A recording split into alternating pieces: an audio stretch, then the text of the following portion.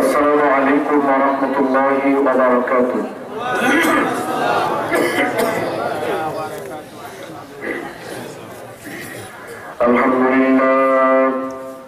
আলহামদুলিল্লাহ নাহমাদুহু ওয়া নাস্তাঈনুহু ওয়া নাস্তাগফিরুহু ওয়া নাউযু বিল্লাহি মিন শুরুরি আনফুসিনা ওয়া মিন সাইয়্যাতি আ'মালিনা। من يهده الله فلا مضل له ومن يضلل فلا هادي له وأشهد أن لا إله إلا الله وحده لا شريك له وأشهد أن محمدا عبده ورسوله. أما بعد فإن خير الحديث كتاب الله وخير الهدي هدي محمد صلى الله عليه وسلم وشر الأمور محدثاتها وكل محدثة بدعة وكل بدعة ضلالة وكل ضلالة في النار.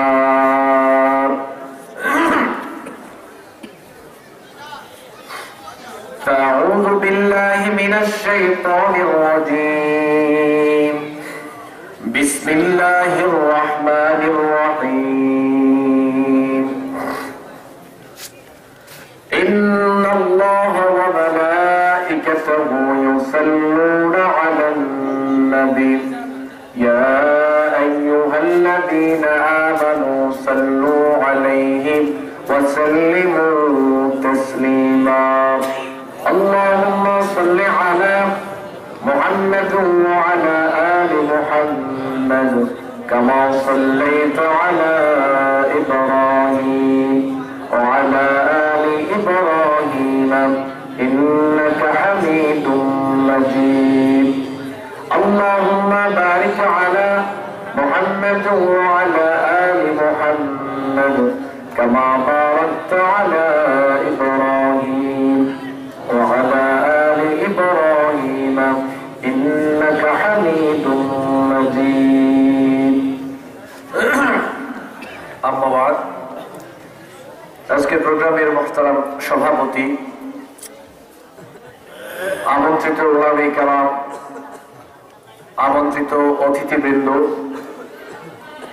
আমার সামনে উপস্থিত ইসলাম দরদি মুসলিম ভাইরা, পর্দার আড়ালের সমন্বতা ইসলাম দরদি মা ও বোনেরা, আমরা প্রথমেই মহান আল্লাহ সুবহানাহু ওয়া তাআলার দরবারে শুকরিয়া জ্ঞাপন করছি, যিনি আমাদেরকে আজকের এই সুন্দর একটি পরিবেশে একটি দ্বীনি শিক্ষামূলক বৈঠক, দ্বীনি শিক্ষামূলক প্রোগ্রামের আয়োজন করার তৌফিক দিয়েছেন। এজন্য শুকরিয়া আদায় করছি, আলহামদুলিল্লাহ। শুকরিয়া আদায় করছি যারা আপনারা প্রোগ্রামের আয়োজন করেছেন, এখানে আলেম ওলামাদেরকে ইনভাইট করেছেন এবং যারা প্রোগ্রামে উপস্থিত হওয়ার মাধ্যমে প্রোগ্রামকে সৌন্দর্যমণ্ডিত করেছেন, সবার জন্য আল্লাহ সুবহানাহু ওয়া তাআলার কাছে দুনিয়া এবং আখিরাতে কল্যাণ কামনা করছি। সবাই বলেন আমিন। আসলে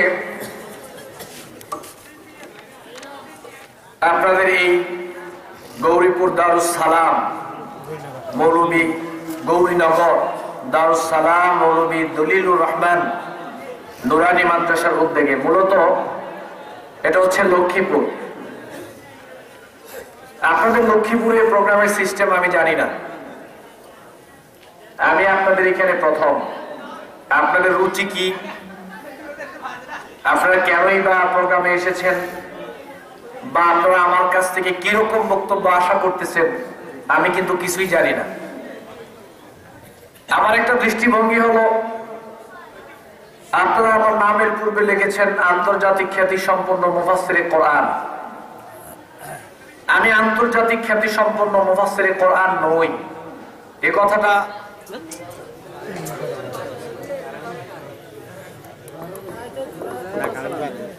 কথাটা নিতান্তই আমার জন্য বাড়াবাড়ি। আর এই শব্দ থেকে আমি দূরে থাকতে চাই, এ কারণে আমার একটা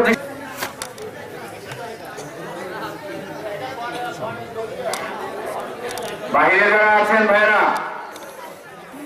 প্যান্ডেলের বাম পাশে কথা বলতেছেন আপনারা। যে সম্মানিত উপস্থিতি, আমি আপনাদের সামনে যে কথা বলতেছিলাম সেটা হলো 10-15 বছর বয়স যখন ছিল, বিশেষ করে আমার, তখন মানুষ ওয়াজ শুনতে যাইতো কি দেখে। আমি কয়েকটা জিনিস খেয়াল করলাম, এখনের সময় এসে বুঝলাম যে ওই সময় মানুষ ওয়াজ শুনতে যাইতো কি দেখে। প্রথমে মানুষ দেখতো নামের আগের হেডলাইন, আল্লামায়ে দাহার, আন্তর্জাতিক খ্যাতি সম্পন্ন মুফাসসিরে কোরআন, অমুক অমুক। যার নামের পূর্বে যত বেশি টাইটেল থাকতো মানুষ মনে করতো উনি তত বেশি বড় বক্তা।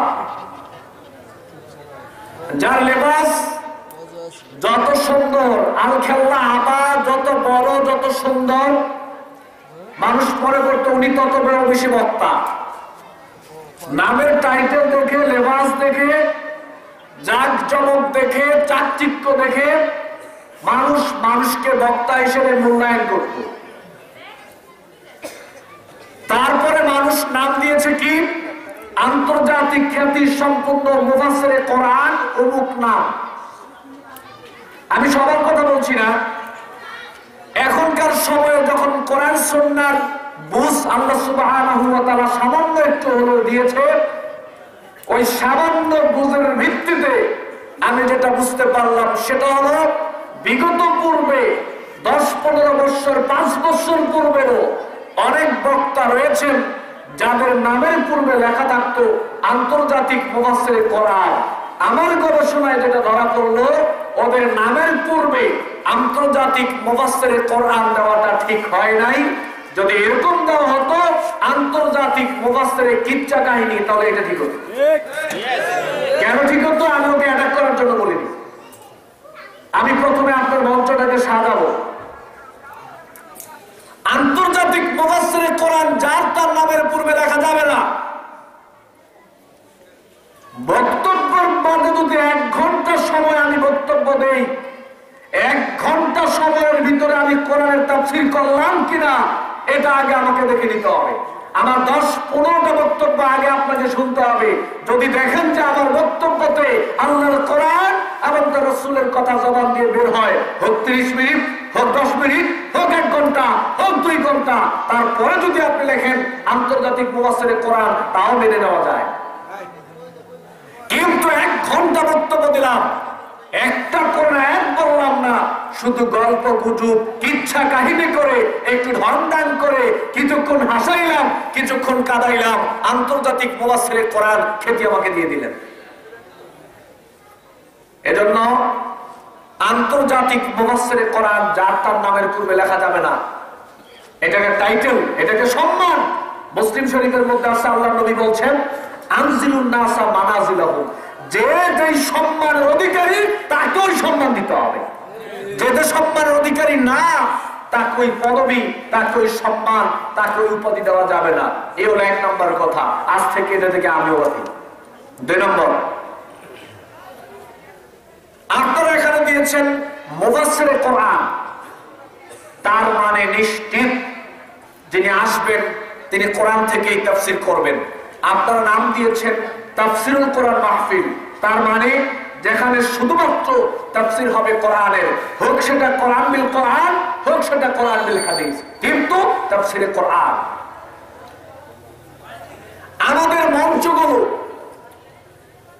আমাদের মঞ্চগুলোর মূল উদ্দেশ্যটা কি? আজকে বাংলাদেশে যে ওয়াজ মাহফিল গুলো হচ্ছে, একটা জিনিস খেয়াল রাখবেন, আমি ব্যক্তিগতভাবে বক্তব্যের জগতে এখন যতটুকু আল্লাহ আমাকে বুঝ দিয়েছেন, আমি আমার বক্তব্যের এখনের বুঝ সামনে রেখে আমি যেই জিনিসটা মনে প্রাণে চাচ্ছি সেটা হলো মুসলিম উম্মার ঐক্য।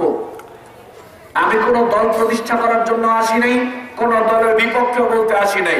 আমি মূলত এখানে বক্তব্য দেওয়ার চেষ্টা করব কিভাবে মুসলিমদের মধ্যে ঐক্যের সৃষ্টি করা যায় এবং মুসলিমদেরকে ঐক্যবদ্ধ করতে গেলে ওই ঐক্যবদ্ধের মূল ভিত্তিটা কি হবে। কেন আজকে দেখেন ইসলামের ভিতরে কিন্তু আমাদের মধ্যে দলের কোনো অভাব নাই। যে লোকটা আহলে হাদিস করছে সে বলছে আমরা সঠিক, আপনারা আমার দিকে আসেন। কেন? দলিল হলো ওয়াতাসিমু বিহাবলিল্লাহি জামিআ, আসো তোমরা সবাই ঐক্যবদ্ধভাবে আল্লাহর রজ্জুকে ধারণ করো, আসো আমরা ঐক্যবদ্ধ হই। বলতেছে কি? যারা আহলে হাদিস, তারা যারা জামাত ইসলাম করে, জামাত ইসলাম বলতে যাচ্ছে আসেন আমরা সবাই ঐক্যবদ্ধ হই। দলিল ওয়াতাসিমু বিহাবলিল্লাহি জামিআ ওয়ালা তাফাররাকু, তোমরা সবাই ঐক্যবদ্ধভাবে আল্লাহর রজ্জুকে ধারণ করো, তোমরা ফারেক হও, বিভক্তি হয়ে তোমরা যেও না। যারা হানাফি ভাই রয়েছেন তারা বলতেছে আসেন আমরা সবাই ঐক্যবদ্ধ হই। যারা তাবলীগ রয়েছেন, তাবলীগ করছেন, তারা বলছেন আসেন আমরা সবাই ঐক্যবদ্ধ হই। যারা চরমনাই পীর সাহেবের কাছে যাচ্ছেন তারা বলছে আসেন আমরা সবাই ঐক্যবদ্ধ হই।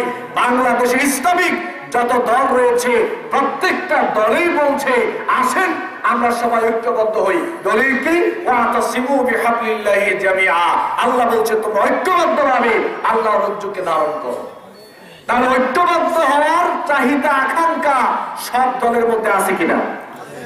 ঐক্যবদ্ধ সিদ্ধান্ত, ঐক্যবদ্ধ চিন্তা ভাবনা ইসলামিক দলের মধ্যে আছে কিনা? কথা বলেন না কেন? এবার ঐক্যবদ্ধতা কেমন? ঐক্যবদ্ধতা মূলত এই আয়াতটা আমরা ঐক্যবদ্ধ হওয়ার দলিল হিসেবে আমরা এই আয়াতকে ব্যবহার করছি ঠিক, কিন্তু ঐক্যবদ্ধ করার নামে মূলত আমরা আসলে মুসলিম উম্মাহকে আরো বিভক্তির দিকে নিয়ে যাচ্ছি। কেন নিয়ে যাচ্ছি? সবাই যদি সব দলের দিকে ডাকে আমি সঠিক, ঐক্যবদ্ধ হলাম না, আরো বিভক্তি সৃষ্টি করলাম। দল কয়টা হওয়ার কথা ছিল? দল কয়টা হওয়ার কথা ছিল? একটা হওয়ার কথা ছিল, কিন্তু দল তো বাংলাদেশে ইসলামিক অভাব নাই। দল তো হওয়ার কথা ছিল একটা। এবার একটা দল যাবে জান্নাতে। এবার কেউ যদি বলে এই দলটা আহলে হাদিস, তাহলে আর মানতে পারবো না। কেউ যদি বলে এই দলটা জামাত ইসলাম, তাও আর মানবো না। কেউ যদি বলে এই দলটা চরমনাই পীর সাহেবের, তাও আমি মানবো না। কেউ যদি বলে এই দলটা তাবলীগ জামাতের, তাও আমি মানবো না। কেউ যদি বলে এই দলটা হানাফি জামাতের, তাও আমি মানবো না। কারণ আজকে বর্তমানে যে কোনো দলেই রয়েছি, বেশিরভাগ মানুষ দলের পরিচয় দিয়ে লেবাসের মধ্যে সীমাবদ্ধ রয়েছি, কিন্তু ইসলাম বোঝারগত দিক দিয়ে, ইসলাম মানারগত দিক দিয়ে আমরা অনেকেই অনেক দূরে পিছিয়ে আছি। দলের পরিচয়ে, দলের ব্যানারে, লেবাসের কারণে কোনো মানুষ জান্নাতে যাবে না। এবার একটা দল যে জান্নাতে যাবে, এই দলটা কারা হবে, এই দলটা কিভাবে আপনি মূল্যায়ন করার চেষ্টা করবেন? এ বাংলাদেশে একটা দল, একটা ছেলে থাকে, সে সত্য জেনেছে, সত্য বুঝেছে, সত্য মানার চেষ্টা করেছে। আবার ইংল্যান্ড, থাইল্যান্ড, আমেরিকা, তারপরে শ্রীলঙ্কাতে একটা ছেলে রয়েছে, সেখানে থেকে সত্য বুঝেছে, সত্য প্রচার করেছে, সত্য মানার চেষ্টা করেছে, সত্য প্রতিষ্ঠা করার চেষ্টা করেছে। অথচ তাকে আমি চিনি না, সে থাকে শ্রীলঙ্কা, আমি থাকি বাংলাদেশ। এই দুইটাই জান্নাত দলের মধ্যে আছে, কিন্তু সে আমার দলের না। সে থাকে শ্রীলঙ্কা, আমি কোথায় থাকি? বাংলাদেশে। তাই বলে আপনি কথা বলতে পারবেন না আমি বাংলাদেশে আছি, আমি অমুক দল করি, আমি জান্নাতি দল। তাহলে সে কোথায় যাবে? তার মানে পৃথিবীর যে কোনো জায়গা থেকে যদি সে সত্য জানে, সত্য বোঝার চেষ্টা করে, সত্য মানার চেষ্টা করে, সত্য প্রচার করার চেষ্টা করে, সত্য প্রতিষ্ঠা করার চেষ্টা করে, পৃথিবীর যে কোনো প্রান্তেই থাকুক না কেন, তারা সবাই মিলে একটা দল, এবং ওই দলটাই হচ্ছে জান্নাতি। ওই দলটাই জান্নাতি। এইবার একটা দলকে সঠিক দল হওয়ার জন্য একটা ব্যক্তিকে, একটা পরিবার, একটা প্রতিষ্ঠান, একটা সমাজ, একটা রাষ্ট্রকে সত্য সঠিক দল হওয়ার জন্য তার শুরুটা কিভাবে হবে এবং কিসের ভিত্তিতে সে বুঝবে আমি হকে আছি, কিসের ভিত্তিতে সে উম্মাহকে ঐক্যবদ্ধ করার চেষ্টা করবে, একটু বোঝার চেষ্টা করেন। মুসলিম উম্মাহর ঐক্যের ভিত্তি হবে ইসলাম। সবাই মানুষকে ঐক্যবদ্ধ করবে, কিন্তু ঐক্যবদ্ধের মূল প্রাণ কেন্দ্র হবে ইসলাম। সবাই চতুর্দিক দিয়ে, ইসলামের চতুর্দিক দিয়ে সবাই ঘুরবে, কিন্তু চতুর্দিক দিয়ে ঘোরার পরে এই চতুর্দিকের মূল কেন্দ্র হবে কাবাঘরের মতো ইসলাম। আপনি এখানে থাকেন, ডাকবেন ইসলামের দিকে, আপনি ওই দিকে থাকেন, ডাকবেন ইসলামের দিকে, আপনি ওই দিকে থাকেন, ডাকবেন ইসলামের দিকে, আপনি ওই দিকে থাকেন, ডাকবেন ইসলামের দিকে। তাহলে মুসলিমরা ঐক্যবদ্ধ হবে। আপনি এখানে থেকে যদি ডাকেন ওই দিকে, উনি এখানে থেকে ডাকেন ওই দিকে, উনি ওই দিকে, উনি ওই দিকে, তো ইসলামের দিকে আসলাম না ইসলাম থেকে দূরে গেলাম? বর্তমানে এটাই চলছে। মূল প্রাণকেন্দ্র হবে কাবাঘরের মতো ইসলাম। মানুষকে চতুর্দিক থেকে মানুষ শুধু মানুষকে ইসলামের দিকে ডাকবে, দলগুলো মানুষকে শুধু ইসলামের দিকে ডাকবে। এইবার বাংলাদেশে আমাদের মানুষদের মধ্যে, আলেম ওলামাদের মধ্যে ইসলামের দিকে যে আমরা ডাকবো, ইসলাম মানে কি এটা আগে আমাদেরকে একটু বুঝে নিতে হবে। ইসলামের দিকে আমরা মানুষকে ডাকবো, কিন্তু ইসলাম মানে কি এটা আগে বুঝে নিতে হবে।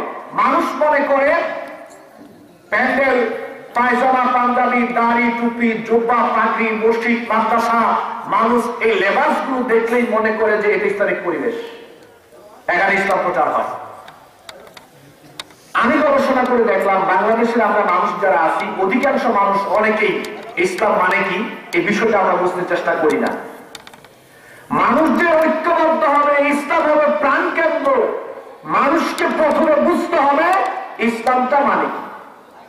সংক্ষিপ্ত আকারে এটা বলে তারপরে আমি আমার বক্তব্যের দিকে যাব। অনেকে অপেক্ষায় আছেন যে হুজুর ওয়াজ করে নাকি, আছেন অপেক্ষায়? অনেকে অপেক্ষায় আছে, কি ব্যাপার হুজুর এখন ওয়াজ করে নাকি? আমি তো জানি যে আপনার ওয়াজ মানে কি বুঝেন। এখন যেটা করতেছি দেখি, এখন যেটা করতেছি দেখি ওয়াজ। যাই হোক, লাইনে এসে ওয়াজ আমিও করবো। আমিও জানি যে আপনারা কোনটা পছন্দ করেন, ওইটা আমিও দিব। দাঁড়া, ইসলাম দুইটা বাক্যের উপরে নির্ভর করে। ইসলাম দুইটা বাক্যের উপরে নির্ভরশীল। এক নম্বর বাক্য হচ্ছে ক্বাল আল্লাহু তাআলা, যেখানেই পাবেন আল্লাহ বলেছেন বুঝবেন ওইটা ইসলামের কথা। দুই নম্বর বাক্য হচ্ছে ক্বাল রাসূলুল্লাহ সাল্লাল্লাহু আলাইহি ওয়াসাল্লাম, যেখানেই পাবেন আল্লাহর নবী বলেছেন এবং যদি প্রমাণিত হয় সে কথাটা আল্লাহর নবী বলেছেন তাহলে বুঝবেন এটা ইসলাম। এই দুইটা বাক্যের উপর নির্ভরশীল ইসলাম। এই দুইটা বাক্যের মাধ্যমে যদি কেউ কোনো কিতাব লিখে তাহলে বুঝবেন ওই কিতাবের মাধ্যমে সে আপনাকে ইসলামের দিকে রাখতেছে। এই দুইটা বাক্যের মাধ্যমে কেউ যদি আপনার সামনে বক্তব্য প্রদান করে তাহলে বুঝবেন উনি আপনাকে ইসলামের দিকে রাখছে। এই দুইটা বাক্যের মাধ্যমে কেউ যদি জুমার খুতবা প্রদান করে তাহলে বুঝবেন উনি আপনাকে ইসলামের দিকে রাখছে। এই দুইটা বাক্যের মাধ্যমে যদি কোনো তালিমের বৈঠক হয় তাহলে বুঝবেন ওই বৈঠকে ইসলাম শেখানো হচ্ছে। কিন্তু এই দুইটা বাক্যের বাহিরে, এই দুইটা বাক্যের বাহিরে গিয়ে পৃথিবীতে যত বড় আলেম বলেন না কেন এসেছেন আর গিয়েছেন, পৃথিবীতে যত আলেম এসেছেন, যেমন ইমাম আবু হানিফা রাহিমাহুল্লাহ, ওনাকে আমি সম্মান করি কতটুকু? ওনাকে আমি সম্মান করি এভাবে যে ওনার পরে আজ পর্যন্ত পৃথিবীতে ওনার সমতুল্য একজন যোগ্য আলেম পৃথিবীতে এসেছেন বলে আমার জানা নাই। আর বুঝে নেন ওনাকে কতটুকু সম্মান করি। ইমাম আবু হানিফা রাহিমাহুল্লাহ, ইমাম শাফি রাহিমাহুল্লাহ, ইমাম আহমদ বিন হাম্বল রাহিমাহুল্লাহ, ইমাম মালিক রাহিমাহুল্লাহ, ওনারা এত বিজ্ঞ, এত যোগ্যতা সম্পন্ন আলেম ছিলেন, ওনাদের পরে আজ পর্যন্ত পৃথিবীতে ওনাদের সমতুল্য কোন আলেম এসেছেন বলে আমার জানা নাই। তারপরেও বলছি ওনাদের কোন কথাও যদি ক্বাল আল্লাহু তাআলা এবং ক্বাল রাসূলুল্লাহ সাল্লাল্লাহু আলাইহি সাল্লাম ওনাদের রায়ের পিছনে, ওনাদের কথার পিছনেও এই দুইটা বাক্য যদি না থাকে তাহলে ওনাদের কথা নাম ইসলাম নয়। ওনাদের কথা নাম ইসলাম নয়। এইবার অনেকে বলতে পারেন কোরআন এবং হাদিসে তো সব জিনিসের ফয়সালা সরাসরি নাই। হ্যাঁ আমি মানি, কোরআন এবং হাদিসে সব জিনিসের ফয়সালা সরাসরি ডাইরেক্ট নাই। যেমন কেউ যদি মনে করে মানুষের মাথার চুল বিক্রি করা জায়েজ না না জায়েজ, এটা ডাইরেক্ট কোরআন এবং হাদিসে কেউ বলতে পারবে না যে অমুক জায়গায় আল্লাহর নবী বলেছেন মাথার চুল বিক্রি করা না জায়েজ, এ কথা বলতে পারবে না। এটাকে ফয়সালা দেওয়ার জন্য, এ ব্যাপারে রাস্তা দেওয়ার জন্য কোরআন এবং হাদিসকে ঘাটতে হবে। এর পক্ষের সাপোর্টে অন্যান্য দলিলগুলো গবেষণা করে ওই দলিলগুলোর ভিত্তিতে এই ব্যাপারে একটা রায় দিতে হবে। তাহলে মূল ভিত্তি কিসের ভিত্তিতে দিল?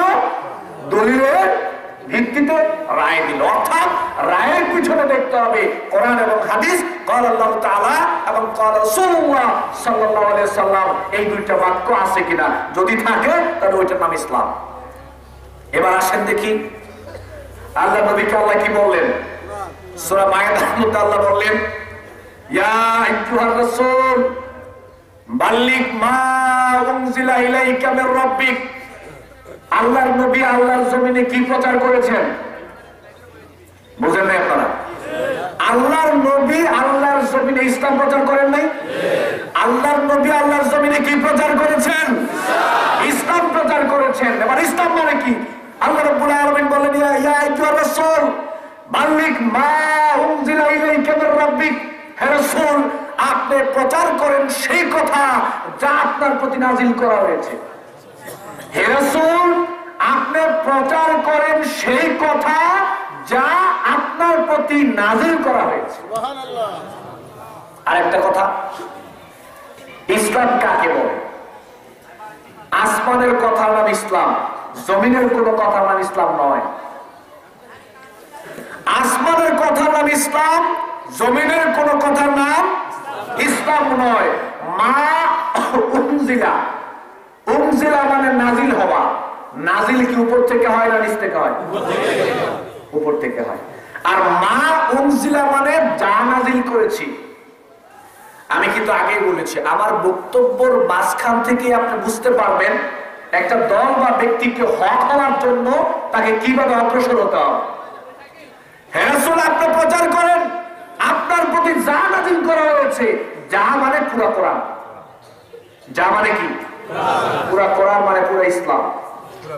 এবার আমার দিকে তাকান, কোন দলের সিলেবাস যদি পুরা কোরআন না হয় তাহলে সে দল হক হতে পারবে না।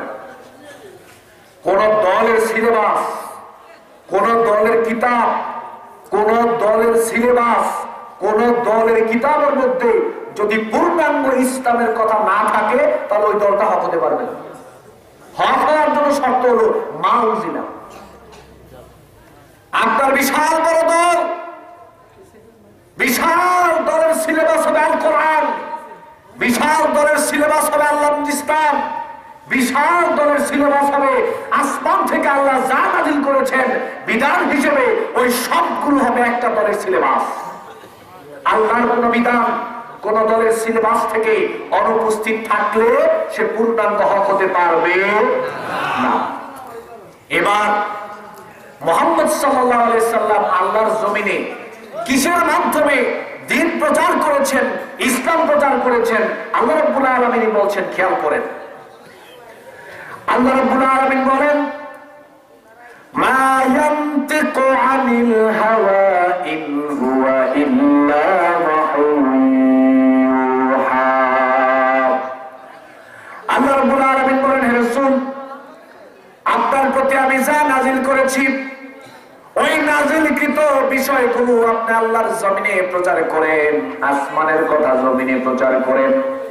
এইবার আল্লাহর নবী কোন কথার মাধ্যমে জমিনে দ্বীন প্রচার করেছেন এই ব্যাপারে আল্লাহ রাব্বুল আলামিন নিজেই আবার সার্টিফাই করছেন। আল্লাহ রাব্বুল আলামিন বলেন, আমার নবী নিজের নফসকে অনুসরণ করেন, প্রবৃত্তিকে অনুসরণ করেন, নিজ থেকে বানিয়ে কোনদিন কোন কথা বলেন নাই।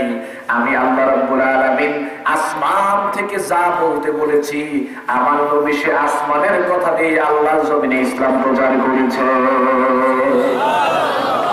শুধু তাই নয় আমার ভাইরা, খেয়াল করেন, আল্লাহ রাব্বুল আলামিন ধমক স্বরূপ কথা বললেন, ওয়ালাউ তাকাল্লামা আলাইনা বা'দাল আকাওয়িল লাআখাযনা মিনহু বিল ইয়ামিন সুম্মা লাকাতা'না মিনহু ওয়াতিন।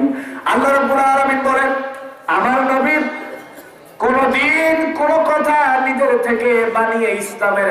কোনো কথা আমার নবী কোনোদিন বলেন নাই।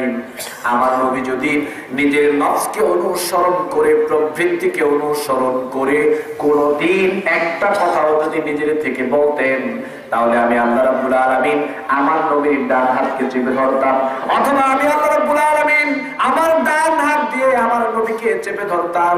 এবং কেন আমার নবী আমি আল্লাহর কথা বাদ দিয়ে এই জমিনে নিজের কথা দিয়ে দিন প্রচার করেছে, এজন্য আমি আল্লাহ রাব্বুল আলামিন আমার নবীর কণ্ঠনালী কেটে ফেলে দিতাম। নবী যদি কোনোদিন আসমানের কথা বাদ দিয়ে, মাটির কোনো কথা দিয়ে, জমিনের কোনো কথা দিয়ে, নবীর নিজ থেকে বানিয়েও যদি কোনোদিন ইসলামের নামে একটা কথা বলতেন, তাহলে আমি নবীর ডান হাতকে চেপে ধরতাম। এবং নবী কেন আমি আল্লাহর কথা বাদ দিয়ে ইসলামের নামে নিজের কথা চালাইলো, এজন্য আমি আল্লাহ রাব্বুল আলামিন নবীর কণ্ঠনালী কেটে ফেলে দিতাম। আল্লাহু আকবার। তাহলে কি বুঝলেন? ইসলাম মানে হলো আসমান থেকে আল্লাহ যা নাজিল করেছেন, আসমান থেকে যা নাজিল করেছেন সেটাই হলো ইসলামের বিধান। ইসলাম নির্ভর করে দুইটা বাক্যের উপরে, ক্বালা আল্লাহু তাআলা আর ক্বালা রাসূলুল্লাহ সাল্লাল্লাহু আলাইহি সাল্লাম। এইবার মূল কথা, এরকম প্যান্ডেল, স্টেজ, জুমার খুতবা, তালিমের বৈঠক, যাই কিছু বলেন না কেন, এরকম মঞ্চ দেখলেই বোঝা যাবে না যে এই মঞ্চে ইসলাম প্রচার হচ্ছে। আমার কথা খেয়াল করেন, এরকম মঞ্চ বা ওয়াজ মাহফিলের মাঠ দেখলেই বোঝা যাবে না যে এই মাঠে ইসলাম প্রচার হচ্ছে। কোন প্যান্ডেল, স্টেজ, মঞ্চ, চেয়ার কিচ্ছুর দরকার নাই। যদি একটা খালি মাঠও থাকে, এরকম মঞ্চের মধ্যে ইসলাম প্রচার হয় কি হয় না এটা আগে বুঝে নিতে হবে।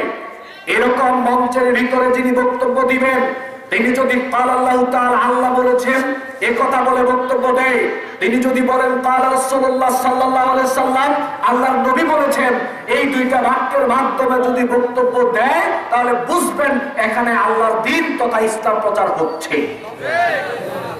আর এরকম সুন্দর মঞ্চ, হাজার হাজার মানুষ, যদি ওই মঞ্চের মধ্যে বক্তা সাহেব বসে বলেন, বড় হুজুর বলেছেন, ছোট হুজুর বলেছেন, অমুক পীর সাহেব বলেছেন, অমুক বুজুর্গের দ্বীন বলেছেন, একথা বলার মাধ্যমে যদি কেউ আপনাদেরকে দ্বীন বুঝাইতে চায়, আল্লাহর কসম করে বলছি এ লোকটা ইসলাম প্রচার করছে না। মঞ্চ দেখলেই মনে করবেন না যে সেখানে ইসলাম প্রচার হয়। আমি আগেই বলেছি, নীতিতে সমস্যা, গোড়ায় সমস্যা। মানুষকে ঐক্যবদ্ধ করবো কোথায়? মানুষকে ঐক্যবদ্ধ করার জন্য আমার মূল কেন্দ্র হবে ইসলাম। এবার যদি আমি ইসলামী প্রচার না করি, তো মানুষকে আমি একত্র করবো কি করে? মানুষকে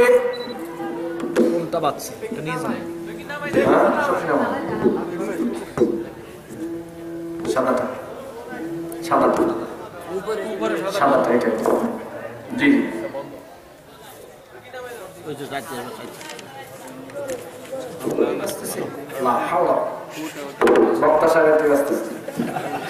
যাই হোক, এবার মসজিদে জুমার খুতবা, মসজিদে জুমার খুতবা, মসজিদের জুমার খুতবা হচ্ছে, জুমার খুতবায় ইসলাম প্রচার হচ্ছে। এটা বাইতুল মুকাররম হতে পারে, কাবাঘর হতে পারে, আপনার লক্ষ্মীপুর জেলার যত বড় মসজিদে হোক না কেন, বাইতুল মুকাররম হলেই সেখানে ইসলাম প্রচার হয়, এই কথা মনে করা যাবে না। আপনার লক্ষ্মীপুর জেলার কেন্দ্রীয় মসজিদ হলেই সেখানে ইসলাম প্রচার হয়, এই কথা মনে করা যাবে না। যদি আপনি বুঝতে চান সেখানে ইসলাম প্রচার হয় কিনা, তাহলে সরজমিনে আপনাকে সেখানে যেতে হবে। বাইতুল মুকাররমে আপনি যান, যাওয়ার পরে যদি দেখেন যে খতিব সাহেব আল্লাহ বলেছেন, আল্লাহর বরাত দিয়ে কথা বলে, আল্লাহর নবী বলেছেন, নবীর বরাত দিয়ে কথা বলে, তাহলে বুঝবেন সেখানে ইসলাম প্রচার হয়। আর যদি আল্লাহ বাদ দিয়ে, নবী বাদ দিয়ে দুনিয়াবি আলেম, বুজুর্গের দ্বীন, অমুক পীর সাহেব, ছোট হুজুর, বড় হুজুর বলেছেন, এরকম যদি জবান দিয়ে কথা বের হয়, তাহলে বুঝবেন বাইতুল মুকাররম ইসলাম প্রচার হয় না, হয় না। আপনার সাথে আমার নীতিতে সমস্যা। নীতি যদি ঠিক করতে না পারি, মুসলিমদেরকে ঐক্যবদ্ধ করা সম্ভব নয়। নীতিতে ঐক্যবদ্ধ হতে হবে আগে। আল্লাহর নবীকে বললেন, ইয়া আইয়ুহার রাসূল বাল্লিগ মা উনজিলা ইলাইকা মির রাব্বিক। হে রাসূল, আপনি আল্লাহর উপর থেকে আসমান থেকে যা নাযিল করেছে জমিনে শুধু তাই প্রচার করেন। আবার আল্লাহর নবী বললেন, বাল্লিগু আন্নী ওয়ালাউ আয়াত, আমার পক্ষ থেকে একটা কথা জানা থাকলেও তোমরা সেটা জমিনে প্রচার করে দাও। তাহলে আল্লাহ বলেছেন, নবী বলেছেন, এই দুই কথার বাহিরে গিয়ে ইসলাম প্রচার করা সম্ভব নয়। এ কথা কি বুঝাইতে পারলাম? আচ্ছা, এবার আপনি জামাত ইসলাম করবেন কি করবেন না এটা আপনার ব্যাপার। আপনি আহলে হাদিস করবেন কি করবেন না আপনার ব্যাপার। আপনি তাবলীগ করবেন কি করবেন না আপনার ব্যাপার। আপনি চরমনাই হবেন কি হবেন না আপনার ব্যাপার। আপনি হানাফি হবেন কি হবেন না আপনার ব্যাপার। কিন্তু নীতি কিন্তু ঠিক থাকতে হবে। এই নীতির বাইরে যাওয়া যাবে না। যদি কোনো দল এই নীতির বাইরে চলে যায়, দ্বিমত থাকবে, দ্বিমত ছিল, দ্বিমত আছে, দ্বিমত থাকবে। এই মাসলা মাসাইলের ব্যাপারে ঐক্যবদ্ধ হওয়া সম্ভব নয়। আমরা কি করব? আমরা যেটা করব সেটা হলো, একই বিষয়ে যদি দুই রকম হাদিস থাকে এবং উভয় হাদিস যদি সহিহ হয়, তাহলে আমরা কম বেশি করে আমল করার চেষ্টা করব। তবে মাসলা মাসাইলগত দিক দিয়ে ওই মাসলা মাসাইলের ব্যাপারে আমলগুলো প্রতিষ্ঠা করতে গিয়ে যাতে করে আমাদের মধ্যে মারামারি না হয়। মাসলা মাসাইলের ব্যাপারে ইখতিলাফ আছে, ছিল, থাকবে। যদি মাসলা মাসাইলের ব্যাপারে দলিল উভয়টা থাকে, দলিল যদি দুইটাই সহিহ হয়, তাহলে কম বেশি করে আমল করার চেষ্টা করব। কিন্তু এই বিষয় নিয়ে মারামারি করা যাবে না। এই বিষয় নিয়ে কাফের ফতোয়া, ইহুদিদের দালাল ফতোয়া এগুলো দেওয়া যাবে না। আর আরেকটা বিষয়, সেটা হলো খন্দকার আব্দুল্লাহ জাহাঙ্গীর স্যারের একটা কথা বড় বেশি মনে পড়ে গেল।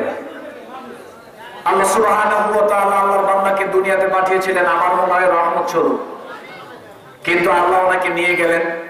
দোয়া করি আল্লাহ সুবহানাহু ওয়া তাআলা ওনাকে জান্নাতের সর্বোচ্চ মাকাম দান করেন, বলেন আমিন। উনি বলেছিলেন, মুসলিমরা ঐক্যবদ্ধ হবে। ঐক্য মানে কি?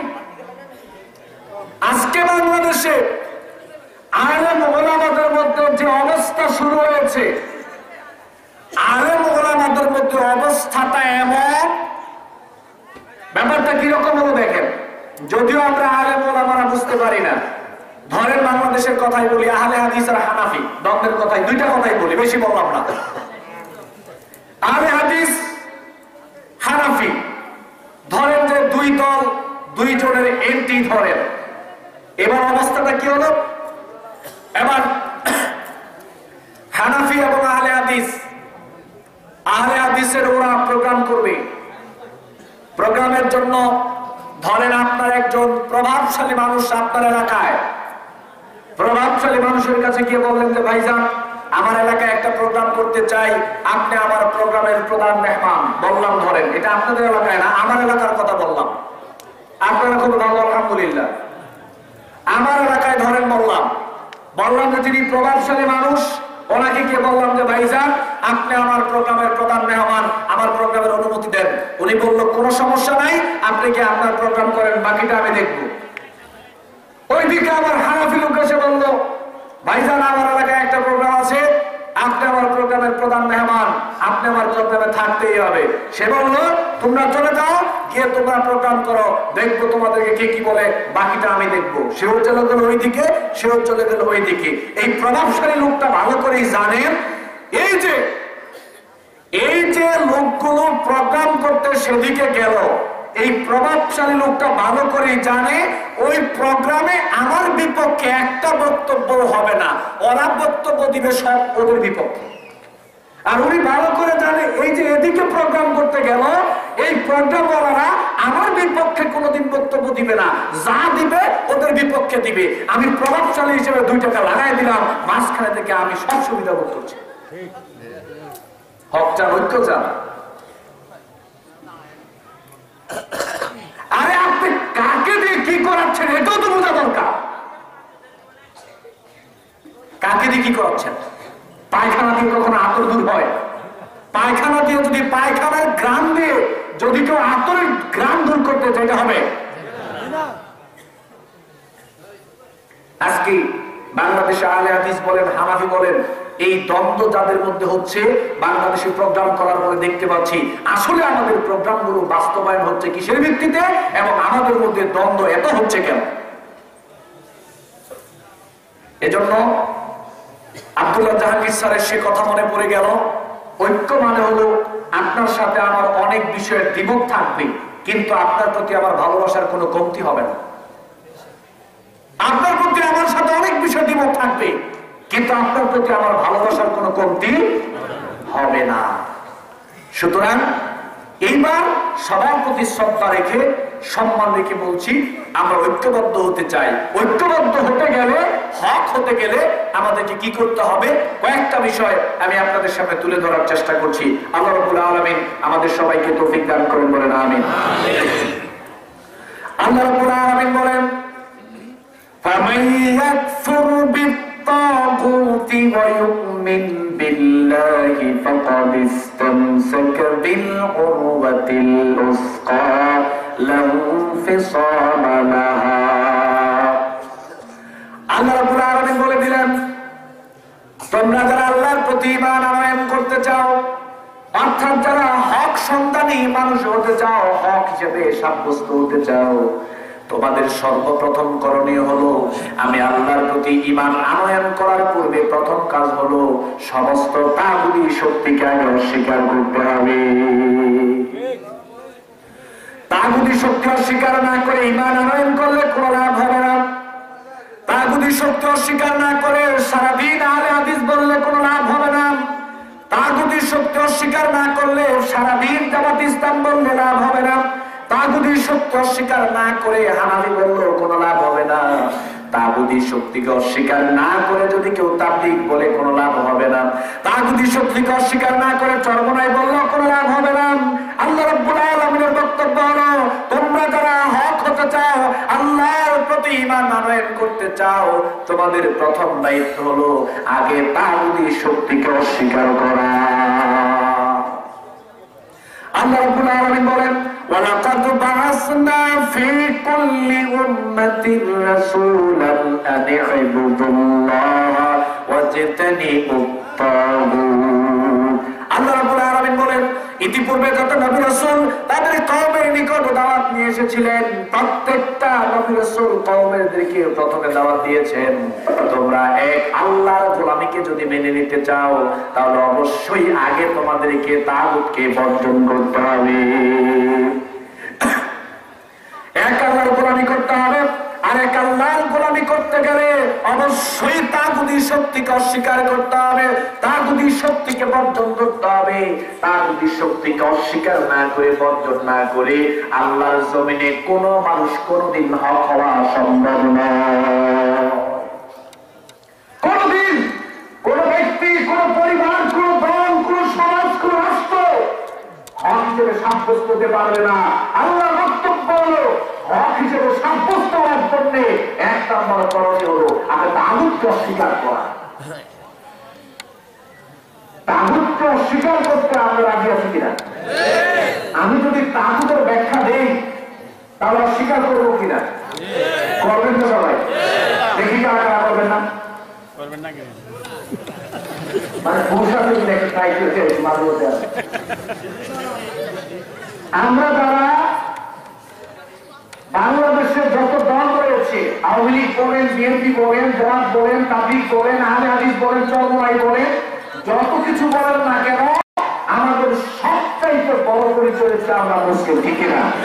আওয়ামী লীগ আমার বড় পরিচয় নয়, বিএনপি আমার বড় পরিচয় নয়, জামাত আমার বড় পরিচয় নয়, হানাফি আমার বড় পরিচয় নয়, আহলে হাদিস আমার বড় পরিচয় নয়, তাবলীগ আমার বড় পরিচয় নয়, চরমনাই আমার বড় পরিচয় নয়, আমার সবচাইতে বড় পরিচয় হলো মুসলিম। সুতরাং আওয়ামী লীগ করতে গেলে, বিএনপি করতে গেলে কোন রুলস, কোন নিয়ম নীতি আপনারা না থাকতে পারে, কিন্তু আপনি যদি মুসলিম হতে চান অবশ্যই একটা নিয়ম ফলো করে আসতে হবে, অবশ্যই হতে হবে। এক নম্বর নিয়ম হলো, আল্লাহ রাব্বুল আলামিন বলছেন সমস্ত তাগুতি শক্তিকে আগে অস্বীকার করতে হবে। তাগুত মানে কি? আমি যদি এটার ব্যাখ্যা এভাবে দিই, আল্লাহ রাব্বুল আলামিনকে মানুষ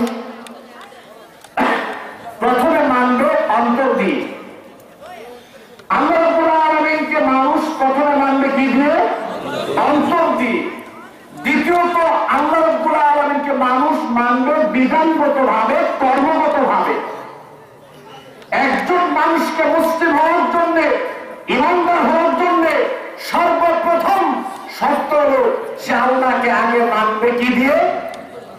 সবাই বলেন কি দিয়ে? এবার আল্লাহকে অন্তর দিয়ে মানতে গেলে যদি কেউ বাধা হয়ে দাঁড়ায়, আল্লাহকে অন্তর দিয়ে মানতে গেলে যদি কোন বস্তু বা ব্যক্তি বাধা হয়ে দাঁড়ায়, তাহলে ওই ব্যক্তি বা বস্তু উভয়টাই তাগুত। খবরদার, ভালো করে বোঝার চেষ্টা করেন। তাগুত বর্জন না করে সবার আদায় করলে কোনো লাভ হবে না। তাগুত কোন নির্দিষ্ট ব্যক্তি বা কোন দলের নাম নয়। যে ব্যক্তি বা যে বস্তু আল্লাহকে অন্তর্গত ভাবে মানতে বাধা দিবে সে তাগুত। এটা বস্তু হলে বস্তু তাগুত, মানুষ হলে মানুষ তাগুত, দল হলে দল তাগুত। যেই হোক না কেন, আল্লাহকে যদি কেউ অন্তর্গত ভাবে মানতে বাধা দেয় তাহলে সে তাগুত। যেমন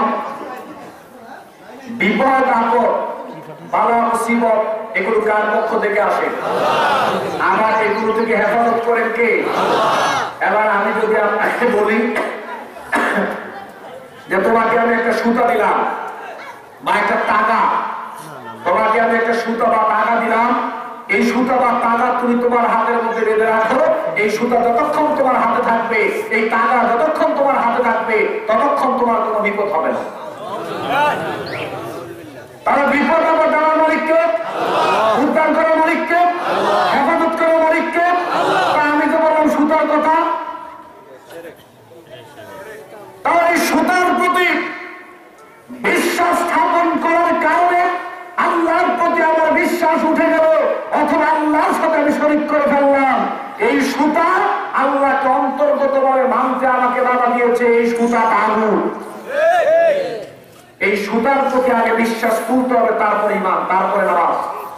এই টাকার প্রতি থেকে আগে বিশ্বাস তুলতে হবে, তারপরে আল্লাহর প্রতি ঈমান, তারপরে নামাজ। যে বলল সুতার প্রতি বিশ্বাস থাকলে, সুতা হাতে থাকলে কোনো বিপদ হবে না, টাকা হাতে থাকলে কোনো বিপদ হবে না। যে বলল ও নিজে তাগুত, সুতা তাগুত, টাকা তাগুত, যে হুজুর বলেছে ও তাগুত। হুজুরকে বর্জন করতে হবে, এই টাকাকে বর্জন করতে হবে, এই সুতাকে বর্জন করতে হবে। কারণ এটা মালিক কি? এখন মানে কি? আপনার বাড়ির দরজার সামনে একটা তুলসী গাছ বা বট গাছ, আমি আপনাকে বলে দিলাম আপনার বাড়ির দরজার সামনে যদি একটা বট গাছ থাকে, তাহলে তোমার বাড়িতে কোনো বিপদ আপদ হবে না। এই কথা আমি বলে তোমার একটা বট গাছ লাগাইলাম। বট গাছ আপনার লাগাইলেন কেন? ওই বিশ্বাসটা বট গাছের প্রতি যাওয়ার কারণেই বট গাছটা লাগাইছে। বিপদ আপদ হবে না, এই সম্পর্কটা কার সাথে? এটা কি বট গাছের সাথে? বট গাছ আমার বাড়ির সামনে থাকলে কোনো বিপদ হবে না। এই বিশ্বাস করে যদি কেউ বট গাছ লাগাই, তো বট গাছ তাগুত, বট গাছের ডালা তাগুত, বট গাছের রূপশিলা, বট গাছের গোড়া, বট গাছের আগা, যা আছে সব তাগুত। এই বট গাছের প্রতি আগে বিশ্বাস তুলতে হবে। এরপরে যে লোক বললো বট গাছ বাড়ির সামনে থাকলে কোনো বিপদ হবে না, যে বলেছে ও তাগুত। অর্থাৎ অন্তর দিয়ে আল্লাহকে মানতে গেলে, 100% আল্লাহর প্রতি বিশ্বাস করতে গেলে, পৃথিবীতে কোনো বস্তু বা ব্যক্তি যদি বাধা হয়ে দাঁড়ায়, ওই বস্তুও তাগুত, ওই ব্যক্তিও তাগুত। আগে ব্যক্তিকে অস্বীকার করতে হবে, বস্তুকে অস্বীকার করতে হবে, তারপরে হচ্ছে নামাজ পড়া। তারপর আমি আমার এক বড় ভাই, বড় সন্তান হয়েছে, তো আমাকে বলবো যে তুমি একটু এসে দেখে যাও আর একটা নাম রেখে দিয়ে যাও। তো আমি গেলাম, গিয়ে দেখলাম যে ওনার শাশুড়ি বাচ্চাকে কোলে নিয়ে, 3-4 দিনের বাচ্চা, বাচ্চাকে কোলে নিয়ে বালিশের পাশে পুরাতন চামড়ার জুতা, পুরাতন চিরুনি, এইগুলো বাচ্চার কাছে একটা প্লেটের উপরে পুরাতন চামড়ার জুতা আর চিরুনি প্লেটের উপরে রেখে দেবে। আমি বললাম এইটা রাখলেন কেন? এইটা থাকলে বাচ্চার কোনো ক্ষতি হবে। তো বাচ্চার ক্ষয়ক্ষতি, চামড়ার জুতা, তাও পুরাতন, নতুন হইলেও তো একটা কথা আছে। চামড়ার জুতা আর চিরুনি বাচ্চার কাছে থাকলে বাচ্চার কোনো বিপদ যদি না হয়, তা আমার দরকার থাকে। তো আপনি এই কথা বাদ দিয়ে বলেন না জোতার প্রতি মারাবেন কথা, তাই তো? দুনিয়াতে যে কোনো বস্তুর প্রতি বিশ্বাস করতে গেলে যদি আল্লাহর প্রতি বিশ্বাস উঠে যায় অথবা আল্লাহর সাথে শিরকে লিপ্ত হয় বিশ্বাসগত ভাবে, যে কোনো বস্তু হলো ওই বস্তু তাগুত, যে কোনো ব্যক্তি হলো ওই ব্যক্তি তাগুত, আগে তাদেরকে ডিলিট করতে হবে, বর্জন করতে হবে, এরপরে আল্লাহর প্রতি ঈমান, এরপরে আল্লাহর প্রতি ঈমান। আল্লাহকে মানুষ অন্তর দিয়ে মানার পরে মানুষ আল্লাহকে মানবে কর্মগত ভাবে। আল্লাহর এই জমিনে মানুষ একনিষ্ঠভাবে গোলামি করবে আল্লাহ। আল্লাহর গোলামি করতে গেলে যদি কোনো ব্যক্তি বা দল বা কোনো পরিবার যদি বাধা হয়ে দাঁড়ায়, তাহলে ওই ব্যক্তি, ওই পরিবার, ওই দল তাগুত। আল্লাহর আনুগত্য করবে মানুষ এককভাবে। আল্লাহর আনুগত্য করতে গেলে যদি কোনো ব্যক্তি বা পরিবার, কোনো দল বাধা হয়ে দাঁড়ায়, তাহলে ওই ব্যক্তি, ওই পরিবার, ওই দল তাগুত। আল্লাহর বিধান মানুষ জীবনের সব ক্ষেত্রে মানবে। আল্লাহর বিধান জীবনের সব ক্ষেত্রে মানতে গেলে যদি কেউ, কোনো ব্যক্তি, কোনো পরিবার বা কোনো দল বাধা হয়ে দাঁড়ায়, তাহলে ওই ব্যক্তি তাগুত, ওই পরিবার তাগুত, ওই দল তাগুত। আল্লাহ বলেছে এইগুলোকে আগে বর্জন করো, এর পরিমাণের কথা আগে বর্জন, পরিমাণ আগে বর্জন, পরিমাণ আগে বর্জন। আপনি বর্জন করবেন না, আল্লাহর প্রতি ঈমান আনয়ন করবেন, অসম্ভব। আল্লাহ বলছেন তোমার এই কিছু আমার দরকার নাই। যারা মানুষকে আল্লাহকে অন্তর্গত ভাবে মানতে গেলে যারা বাধা হয়ে দাঁড়ায়, বস্তু হলে বস্তু তাগুত, ব্যক্তি হলে ব্যক্তি তাগুত, আল্লাহকে কর্মগত ভাবে, আল্লাহকে বিধানগত ভাবে মানতে গেলে যারা বাধা হয়ে দাঁড়াবে, সে ব্যক্তি হোক, দল হোক, পরিবার হোক, সে তাগুত, আগে তাদেরকে বর্জন করতে হবে। এরপরে আল্লাহ সুবহানাহু ওয়া তাআলার প্রতি ঈমান আনয়ন করতে হবে। এই কথা কি বুঝাইতে পারলাম? এইবার আপনাদের কাছ থেকে একটা স্বীকারোক্তি দিতে চাই। আপনি কোন দল করেন সেটা আমার দেখার ব্যাপার নয়। ইসলামিক দল হতে পারে, অনিসলামিক দল হতে পারে, আপনি যে কোনো দলই থাকেন না কেন, আমি সেটা দেখতেছি না। আমি শুধু এতটুকু জানতে চাই, আমরা প্রকৃত মুসলিম হতে চাই কি চাই না? আমরা চাই কি চাই না? যে কোনো দল করি, সমস্ত দল মাথা থেকে মুছে ফেললাম, রাজি আছি ইনশাআল্লাহ? এই সমস্ত দলের চিন্তা মাথা থেকে ফেলে দিয়ে আমরা কারা কারা প্রকৃত মুসলিম হতে চাই আল্লাহকে হাত তুলে দেখান। আল্লাহ কবুল করেন, বলেন আমিন। এবার আল্লাহর বক্তব্য হলো, তুমি যদি প্রকৃত মুসলিম হতে চাও, সর্বপ্রথম তোমাকে তাগুতকে বর্জন করতে হবে। এইবার এই তাগুতকে বর্জন করতে করতে কারা কারা রাজি আছে হাত তুলে এবার আল্লাহকে দেখান। আল্লাহ হাতগুলোকে কবুল করেন, আমিন। তাগুতের সংক্ষিপ্ত পরিচয় বুঝতে পেরেছেন? আর বলতে হবে? আর চিনাই দিতে হবে না। এটা নির্দিষ্ট কোন দল বা ব্যক্তিকে তাগুত বললে হবে না। তাগুতের ভূমিকা আজকে দল বলেন, ব্যক্তি বলেন, পরিবার বলেন, সমাজ বলেন, আলেম ওলামা বলেন, পীর সাহেব বলেন, বস্তু বলেন, সুতা বলেন, টাকা বলেন, জুতা বলেন, গাছ বলেন, অনেক কিছু আজকে তাগুতের ভূমিকা পালন করছে। সুতরাং আগে তাগুতকে চিনতে হবে। বস্তু হলে বস্তুকে চিনবেন, ব্যক্তি হলে ব্যক্তিকে চিনবেন, পরিবার হলে পরিবারকে চিনবেন, সমাজ হলে সমাজকে চিনবেন, রাষ্ট্র হলে রাষ্ট্রকে চিনবেন, আলেম হলে আলেমকে চিনবেন, পীর সাহেব হলে পীর সাহেবকে চিনবেন। যারাই তাদের ভূমিকা পালন করবে, চিনার পরে তাদেরকে বর্জন করতেই হবে। এটা আল্লাহ রাব্বুল আলামিনের নির্দেশ। এবার আসেন তো দেখি তাগুতকে বর্জন করার ব্যাপারটা আসলো কেন। এক বেচারা ওইদিন বলে গিয়েছিলাম আপনাদের আরেকটা প্রোগ্রামে, এক বেচারা তার বিয়ে ঠিক হয়েছে, তো বিয়ে সবকিছু ওকে কমপ্লিট, আর 15-20 মিনিট সময় বাকি আছে বিয়ে সম্পন্ন হওয়া। এইবার ছেলের বন্ধু ফোন করলো যে দোস্ত, তুমি যে মেয়েকে বিবাহ করতে যাচ্ছ, ওই মেয়ের তো এখনো 8-10টা ছেলের সাথে অবৈধ সম্পর্ক আছে। কম বললাম নাকি? কম হয়ে গেল? হ্যাঁ, 8-10টা কম হয়েছে। এবার সে বললো দোস্ত তুমি কি সত্য বললা? বললো যে হ্যাঁ দোস্ত, আমার কাছে প্রমাণ আছে, আমি সত্য বলেছি। এই মেয়ের এখন 8-10টা ছেলের সাথে অবৈধ সম্পর্ক আছে। এইবার ছেলে বললো বিবাহ বন্ধ। ছেলে যখন ঘোষণা দিল যে বিবাহ বন্ধ, মেয়ের বাপের মাথা গরম, বিবাহ বন্ধ কেন? ছেলের বাপ বললো বিবাহ বন্ধ কেন?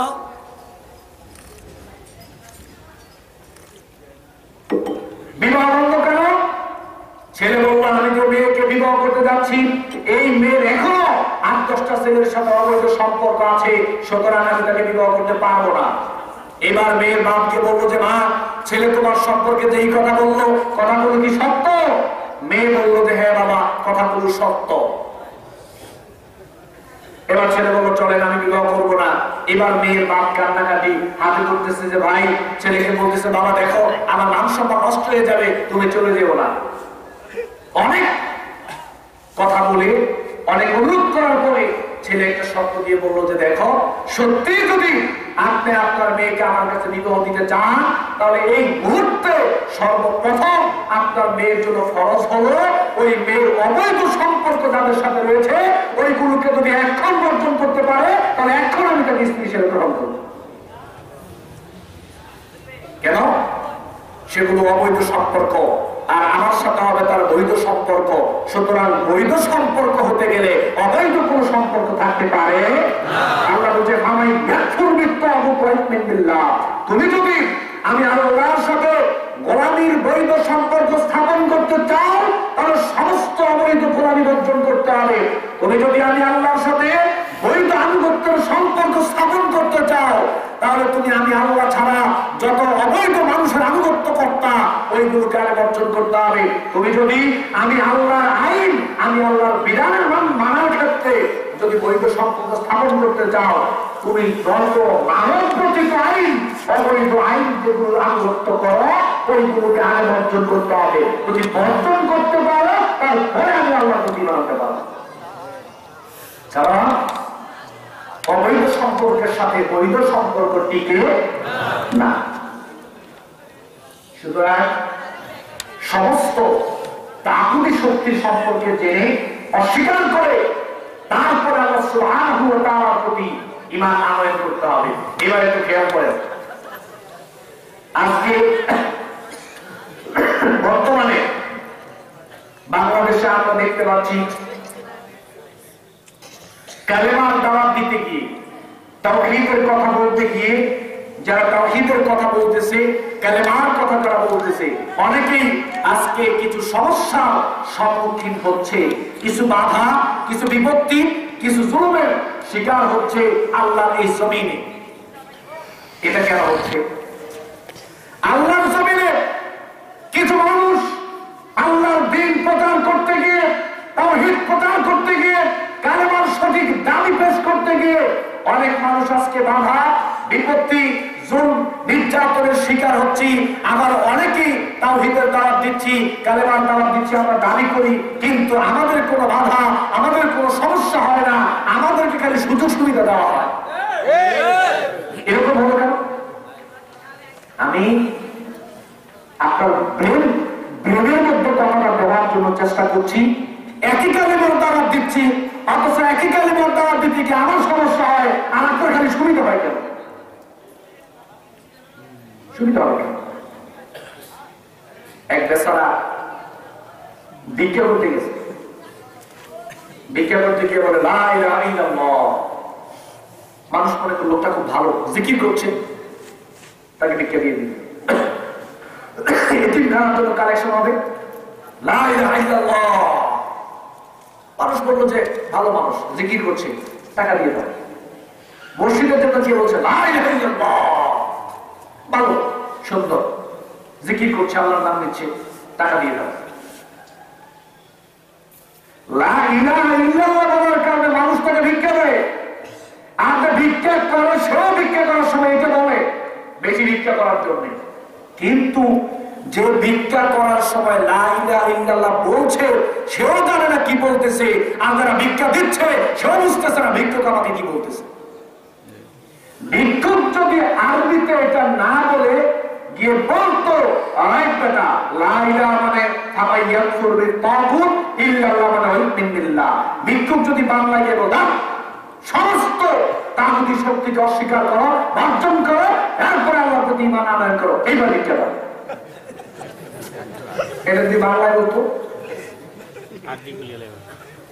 একটু আগে আরবিতে বললো লা ইলাহা, এবার যদি এই কথাই গিয়ে বাংলাতে কেউ বলে সমস্ত তাগুতি শক্তি অস্বীকার করো, বর্জন করো, আল্লাহর প্রতি ঈমান আনয়ন করো, এবার আমার ভিক্ষা দাও। হেরে আমার ভিক্ষা দেওয়া দূরের কথা, লাঠি নিয়ে কথা খাও। তার মানে ভিক্ষা করার সময় যে বলছে সেও কালেমার মানে জানে না, যারা ভিক্ষা দিচ্ছে তারাও কালেমার মানে জানে না। কালিমার মানে কি এটা বুঝেছিল ফেরাউন। ফেরাউন বুঝেছিল মানে, কালেমার মানে বুঝেছিল ফেরাউন। বহু বছর আগে একজনকে ফাঁসির মঞ্চে ফাঁসি দেওয়া হবে। তো কারারক্ষী থেকে, কারাগার থেকে এক হুজুরকে বললো যে ভাইজান কিছুক্ষণ পরে তো আপনার ফাঁসি হবে, তো আমি এসেছি আপনাকে কালেমা পড়ানোর জন্যে। তো উনি বললো আচ্ছা তুমি যে আমাকে কালেমা পড়াইবা, এই কালেমা পড়ালে তোমার লাভ। বললো যে কালেমা পড়াইলে আমাকে মোটা অঙ্কের বেতন দেওয়া হয়, আমি সরকারভুক্ত একজন হুজুর, যে এই সমস্ত মানুষদেরকে কালেমা পড়াই। কেন? আল্লাহ নবী বলছেন মান কানা আখিরু কালামিহি লা ইলাহা ইল্লাল্লাহ দাখালাল জান্নাহ, যার শেষ বাক্য হবে লা ইলাহা ইল্লাল্লাহ, আল্লাহ তাকে জান্নাত দিবেন। এই দলিল বললেন। দলিল বলে বলবো যে আমি আপনাকে কালেমা পড়াইতে আসছি। তো কালেমা পড়ার লাভ কি? বললো যে সরকারি পক্ষ থেকে আমাকে মোটা অঙ্কের বেতন দেওয়া হয়। এইবার উনি যাকে ফাঁসি দেওয়া হবে তিনি হেসে হেসে বললেন যে দেখো আজকে তুমি আমাকে কালেমা পড়াইতে আসছো, তাওবা করাইতে আসছো। এই কালেমার দাবি আল্লাহর জমিনের জাতির মানুষের সামনে কালেমার প্রকৃত রূপরেখা তুলে ধরার কারণে, কালেমার চাহিদা পেশ করার কারণে, কালেমার প্রকৃত রূপরেখা জাতির সামনে তুলে ধরার কারণে আজকে আমাকে ফাঁসির মঞ্চে ঝুলতে হচ্ছে। আর তুমি একই কালিমা পড়ো না, তুমি মোটা অঙ্কের বেতন পাও। সুতরাং তোমার কালিমা আমার কালিমা কখনো এক হতে পারে না। তোমার কালিমার মিল থাকতে হবে মুসা আলাইহিস সালামের কালিমার সাথে। মুসা আলাইহিস সালামের কালিমার সাথে যদি তোমার কালিমার মিল না থাকে, তুমি সারা জীবন দাওয়াতি কাজ করবো হক হিসেবে সাব্যস্ত হতে পারবে না। কেন সাব্যস্ত হতে পারবে না? দলিল নেন। আদম আলাইহিস সালাম যেই কালেমার দাওয়াত দিয়েছেন, সমস্ত নবী রাসূলগণ যেই কালেমার দাওয়াত দিয়েছেন, ওই একই কালেমার দাওয়াত এখন আমরাই দিচ্ছি, কোনো চেঞ্জ হয় নাই। কালেমা কালেমাই আছে। মুসা আলাইহিস সালাম যখন পৃথিবীতে আসেন নাই, তখন খ্রিস্টান ওই সময় ধর্মযাজক, ধর্মগুরু যারা, কিতাব সম্পর্কে যাদের জ্ঞান ছিল, ওরা ফেরাউনকে বলল যে এমন একজন শিশু পৃথিবীতে আগমন করতেছে যে তোমার রাজত্বকে, যে তোমার মস্তককে কালেমা দিয়ে, তাওহীদ দিয়ে খান খান করে দেবে। কি দিয়ে করবে? কি দিয়ে করবে? ক্ষমতা দিয়ে করবে? অস্ত্র দিয়ে করবে? টাকা দিয়ে করবে? কি দিয়ে করবে? এমন একটা শিশুর আগমন ঘটতেছে পৃথিবীতে যে তোমার সমস্ত রাজত্বকে খান খান করে দিবে, চূর্ণ বিচূর্ণ করে দিবে। সারা পৃথিবীতে একটা বিপ্লব ঘটাবে শুধু এই কালেমা দিয়ে। আজকে এই মানুষগুলো মনে করে এই কালেমা মানে হলো জিকির, এই কালেমা মানে হলো ছোট্ট একটা বাক্য। এই কালেমা ছোট্ট একটা বাক্য নয়, এই কালেমা একটা বিপ্লবী ঘোষণা নয়। এই কালেমা পৃথিবীতে এসেছে সারা পৃথিবীতে রাজত্ব করার জন্য। এই কালেমা শুধু মসজিদে পড়ে থাকতে আসে নাই, এই কালেমা শুধু জিকিরে পড়ে থাকতে আসে নাই, এই কালেমা শুধু মাদ্রাসায় পড়ে থাকতে আসে নাই, এই কালেমা শুধু সংসদ কেন, শুধু পরিবার কেন, সুপ্রিম কোর্ট কেন, হাইকোর্ট কেন, এই কালেমা এসেছে সারা পৃথিবীতে রাজত্ব করার জন্য। আপনি বলছেন কালেমা শুধু মুখে রাখবে? সারা পৃথিবীতে রাজত্ব করবে কালেমা। পুরাটা পৃথিবী ঘুরবে কালেমার আন্দারে, পুরা পৃথিবী ঘুরবে, পৃথিবীর সমস্ত মানুষ ঘুরবে এই কালেমার আন্দারে। এই কালেমাকে বিপ্লবী ঘোষণার না, পুরো একটা সভ্যতা হচ্ছে এই কালেমা। ওটা দুনিয়ার সমস্ত সভ্যতাকে চেঞ্জ করে দিয়ে এই কালেমা নিজে একটা সভ্যতা তৈরি করার জন্য পৃথিবীতে। মানুষ মনে করে কালেমা মানে শুধু একটা জিকির, জিকির করলে বাস খালাস অকাদায় হয়ে গেল। মুসা আলাইহিস সালাম পৃথিবীতে আসে নাই, ধর্মযাজক বললেন এমন একটা শিশু সন্তান কালেমার দাওয়াতকে পৃথিবীতে আসতেছে যে আপনার রাজত্বকে, আপনার সমস্ত কিছুকে খান খান করে দিলে কালেমা দিয়ে। এইভাবে ফেরাউন আর খায় না, ফেরাউন ঘুমায় না, খালি টেনশন, খাওয়া নাই, ঘুম নাই, খালি টেনশন। স্ত্রী জিজ্ঞেস করলো আপনার কি হয়েছে? প্রদান থেকে শুরু কি ব্যাপার, আপনার কি হয়েছে, আপনি খান না কেন, আপনি এরকম করছেন কেন, আপনি এত চিন্তিত কেন? এবার ফেরাউন বলল যে একটা শিশু সন্তান নাকি আগমন করতেছে, তাওহীদের দাওয়াত দিয়ে, কালেমার দাওয়াত দিয়ে, সে নাকি কালেমা দিয়ে আমার সমস্ত রাজত্বকে খান খান করে দিবে। আমি তো টেনশনে পড়ে গেলাম। অথচ ফেরাউন ছিল স্বয়ং রাষ্ট্রপ্রধান, ফেরাউন স্বয়ং রাষ্ট্রপ্রধান, ফেরাউন সমস্ত কিছু রাজত্ব করতে পারছে। ফেরাউন খায় না, ফেরাউন ঘুমায় না, টেনশন হলো একটা শিশু সন্তান কালেমার দাওয়াত নিয়ে পৃথিবীতে আসতেছে, এই চিন্তায় ফেরাউন চিন্তিত। অথচ শিশু সন্তান কালেমার দাওয়াত নিয়ে পৃথিবীতে এখন আসবেই নেই, পৃথিবীতে এখনো আসেই নেই, পৃথিবীতে আগমন করে নাই, তারপরও কালেমাকে বাতিলের কত ভয়। আর আমি আর আপনি কেমন কালেমা প্রচার করি, আমি আর আপনি কেমন কালেমার দাওয়াত দেই, 100 বছর ধরে কালেমার দাওয়াত দিচ্ছি, আমার বাতিলের সাথে কোনো সমস্যা হয় না, বরং বাতিলের কাছ থেকে খালি সুযোগ সুবিধা পাচ্ছি আর এক কবরের ভিতরে ঘুমাচ্ছি, আমার কোনো সমস্যাই নেই।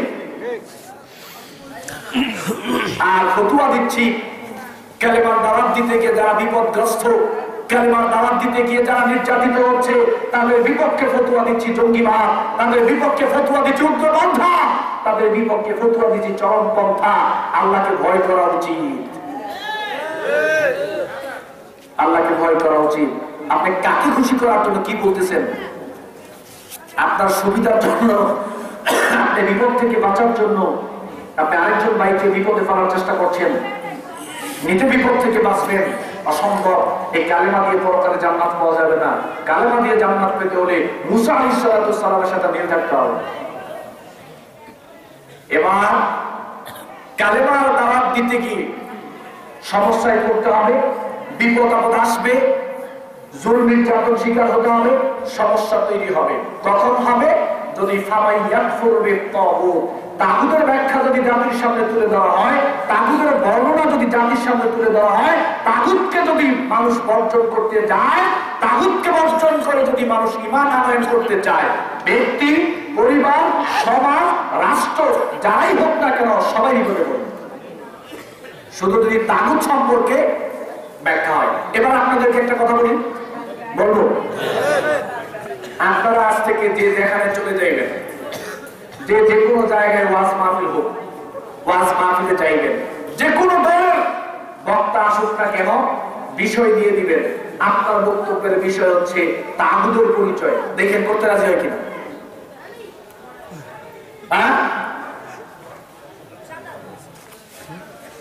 জাতির যদি মূল জিনিস ঠিক না হয়, আমিন জোরে বলে লাভ হবে কি? জাতির যদি মূল জিনিস ঠিক না হয়, আমি আসতে বলে লাভ হবে কি? জাতির যদি মূল জিনিস ঠিক না থাকে, মাযহাব মানে লাভ হবে কি? জাতির যদি মূল জিনিস ঠিক না থাকে, মাযহাব না মানে লাভ হবে কি? জাতির মানুষের যদি মূল জিনিস ঠিক না হয়, কিসের আবার ইল্লাল্লাহ জিকির, কিসের আবার লা ইলাহা ইল্লাল্লাহ জিকির? জাতির যদি মূল জিনিস ঠিক না থাকে, কিসের আবার ঈদের সালাত, 6 তাকবীর, 12 তাকবীর? জাতির যদি মূল জিনিস ঠিক না থাকে, কিসের আবার তারাবির নামাজ, 20 টাকা, 8 টাকা করে? তো মূল ঠিক নেই। আগে মূল জিনিস ঠিক করতে হবে। আমি গল্প বলি এখানে একটা, এই জন্য বলি, বাংলাদেশ আমাদের, আমার উস্তাদ বলেছিলেন যে বাংলাদেশটা হলো সুন্নতার নফলের দেশ। বাংলাদেশ কিসের দেশ? সুন্নতার নফলের দেশ। এদেশে যত মারামারি, যত হানাহানি, যত বিরোধ, সব সুন্নতার নফল নিয়ে, বেশিরভাগ সুন্নতার নফল নিয়ে। এখন ওয়াজে গেল, ওয়াজের মধ্যে শুনলো যে পাগড়ি দিয়ে সালাত আদায় করলে সওয়াব অনেক গুণ বেশি, পাগড়ি দিয়ে সালাত আদায় করলে সওয়াব অনেক গুণ বেশি। এই মর্মে বাজারে কিছু হাদিস আছে, আমি জানি না হাদিসগুলো সহিহ কিনা, তবে যারা পাগড়ি দিয়ে নামাজ পড়লে সওয়াব অনেক গুণ বেশি, এই মর্মে যারা বাজারে হাদিস প্রচার করবেন, আপনাদের প্রতি অনুরোধ, হাদিসগুলো সহিহ কিনা একটু দেখে নেবেন।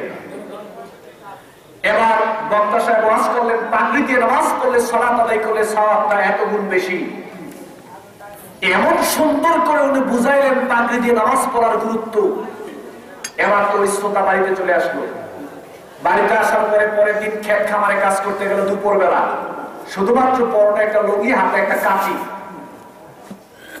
তো যখন জোহরের সালাত হয়ে গেল, আজান হয়ে গেল, ওই লোকটা ওইখানেই ওযু করে জোহরের সালাতে দাঁড়িয়ে গেল, আল্লাহু আকবার। যখন আল্লাহু আকবার বললেন, শয়তান এসে মাথায় বসলো। শয়তান মেরে ঢুকাইলো, তুমি যে নামাজে দাঁড়াইলা, মনে নাই গতকালকে যে বক্তা সাহেব পাখির কথা বলেছে, তোমার পাখি কই? হ্যাঁ শুনি তো, আমার পাখি কই? গতকাল তো বক্তা সাহেব বুঝিয়েছেন পাখি দিয়ে সালাত আদায় করে সওয়াব বেশি, আমার পাখি কই? পাখি কই মানে পাখি দিতে হবে, ব্যবস্থা করো দ্রুত। শয়তান বলতেছে। এবার চিন্তা করলো, পাখি কি করে দিই, পাখি কি করে দিই, আশেপাশে তো কোনো আপদ কিছুই নেই।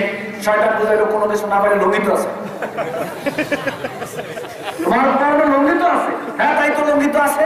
কি করা দেখো, কারণ পাখি দিয়ে নামাজ তো পড়তে হবে, সওয়াব তো পেতে হবে। যেই কথা এই কাজ, পাখি কি করলো, কুলে মাথার মধ্যে পাখি বেঁধে আল্লাহু আকবার। তুমি তো একটা অপশনাল অতিরিক্ত একটা বিষয়ের প্রতি আমল করতে গিয়ে তুমি তো তোমার মূল জিনিসে ছেড়ে দিলে। তোমার ফরজই তো ঠিক নাই, তুমি কিসব আপন নিয়ে বাড়াবাড়ি করো। তাগুতকে বর্জন করতে হবে। এই তাগুতের বিষয় এখানে রেখে দিলাম। মসজিদের খতিব সাহেব, ইমাম সাহেব যারা বক্তব্য দিবে তাদেরকে অনুরোধ করে বলবেন, কমপক্ষে 2 মাস তাগুতের পরিচয় সম্পর্কে পয়েন্ট বাই পয়েন্ট আমাদেরকে শিখান, পয়েন্ট বাই পয়েন্ট আমাদের সামনে বক্তব্য দেন। তাগুত বলতে কি বোঝায়, পারবেন না ইনশাআল্লাহ? পারবেন কিনা? পারতে হবে, পারতে হবে। আল্লাহ রাব্বুল আলামিন বলেন, ইয়া আইয়ুহাল্লাযীনা আমানু তাকুল্লাহা হাক্কা তুকাতিহি ওয়া লা তামুতুন্না ইল্লা ওয়া আনতুম মুসলিমুন।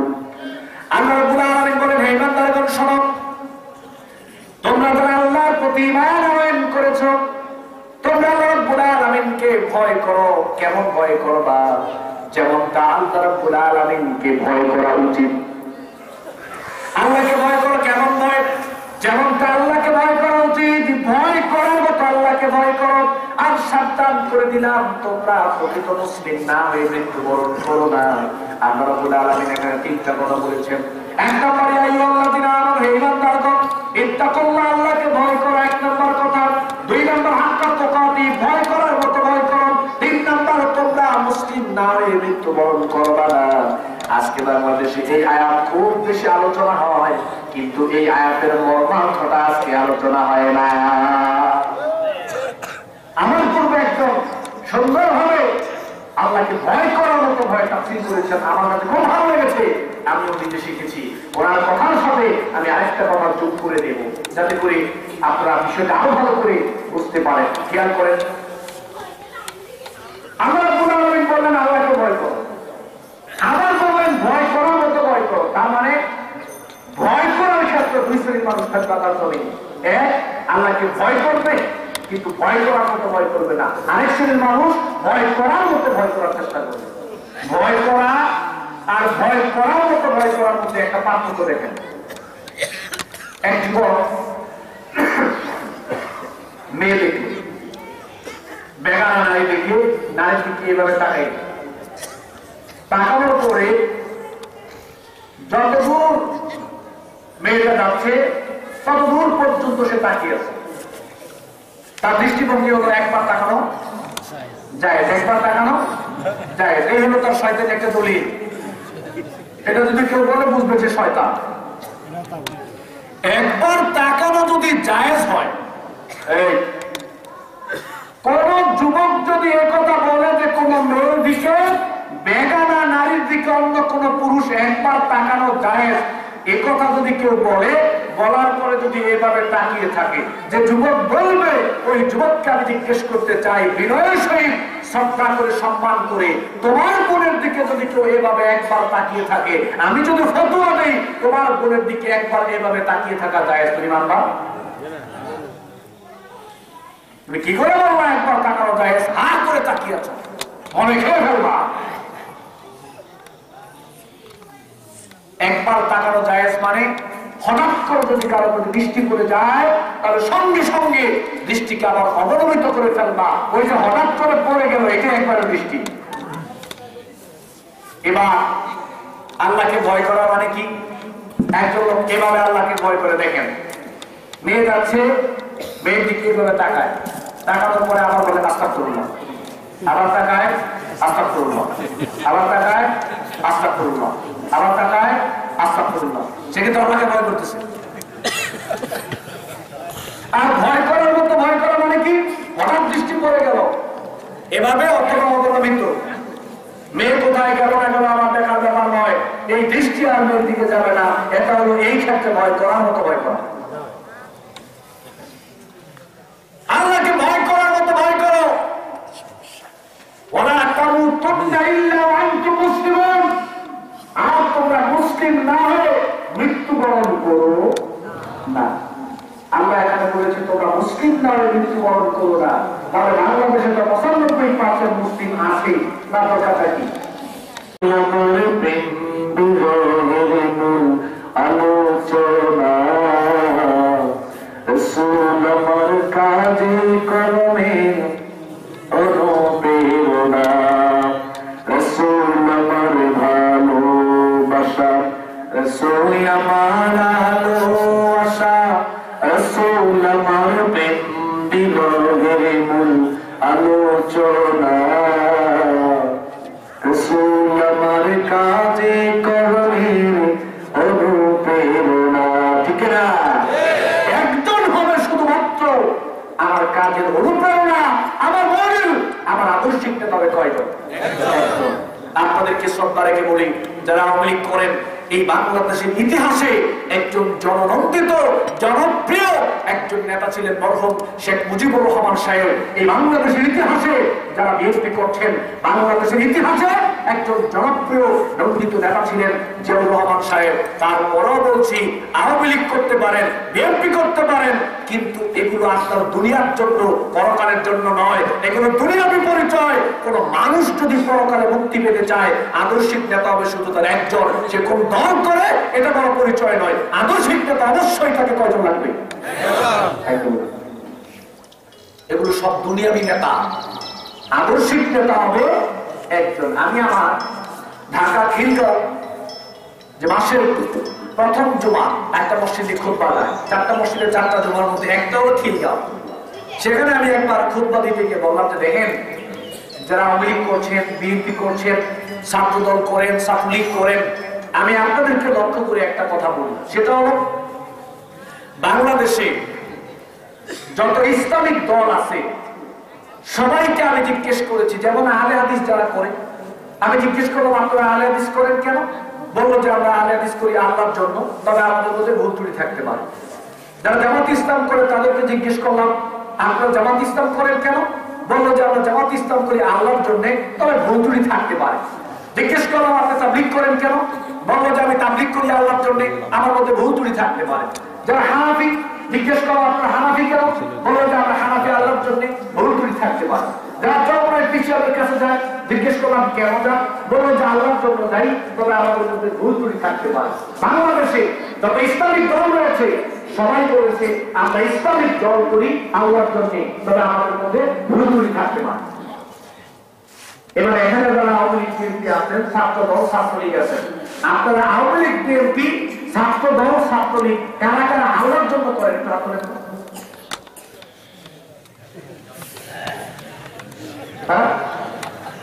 মানে আল্লাহর জন্য আওয়ামী লীগ করে, আল্লাহর জন্য বিএনপি করে। আল্লাহ শুনে, আমি একটু দলীয় দিব আপনাদেরকে, আমি তো আপনার বিপক্ষে বলতে আসিনি, আমি আপনাকে বুঝানোর চেষ্টা করছি। আমার লাইফটা তো পরকাল কেন্দ্রিক, আমাকে তো জান্নাতে যেতে হবে, ঠিক না?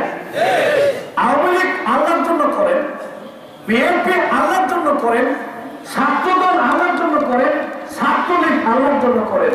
আল্লাহ দুনিয়ায় এরকম একজনও পাওয়া যাবে, একজনও পাওয়া যাবে। তারা আওয়ামী লীগ করে, বিএনপি করে, ছাত্রদল করে, ছাত্রলীগ করে, সবাই দাবি করে যে আসলে এটা আমরা দুনিয়াবী স্বার্থের জন্য করি, আসলে এখানে আমাদের পরকালের কোনো টার্গেট নেই। এই আপনি আওয়ামী লীগ করেন বড় পরিচয় না, আপনি বিএনপি করেন বড় পরিচয় না, আপনার সবচেয়ে বড় পরিচয় কি? যারা আওয়ামী লীগ বিএনপি ছাত্রদল ছাত্রলীগ করেন, আপনাদেরকে বলি যে কোনো জায়গায় যখন আপনি বলেন আমি আওয়ামী লীগ, আমি বিএনপি, আপনি এত প্রশান্তি পাবেন না। যখন আপনি বলেন আমি মুসলিম, এটা বলার পরে আপনি যখন প্রশান্তি পান, দলের পরিচয় দিলে এত প্রশান্তি পান। সূরা আনাম 162 নম্বরে কথা বলছেন, কুল ইন্না সালাতি ওয়া নুসুকি ওয়া মাহইয়ায়া ওয়া মামাতি লিল্লাহি রাব্বিল আলামিন। কুল আপনি বলেন আপনার এবং দুনিয়ার সমস্ত মানুষের জীবনের সালাত কার জন্য? আপনার এবং মানুষের জীবনের সব কিছুর কোরবানি কার জন্য? এই দুইটা জিনিস আল্লাহ উদাহরণস্বরূপ বলেছেন। মেথাল স্বরূপ এখানে দুনিয়ার সমস্ত কিছু হচ্ছে, দুনিয়াতে এমনকি কিছু মনে করবে না, এমনকি স্বামী স্ত্রী যখন সহবাসে লিপ্ত হয় ওই দুইটা মুসলিম শরীফের মধ্যে আসলে আল্লাহ নবী বলেন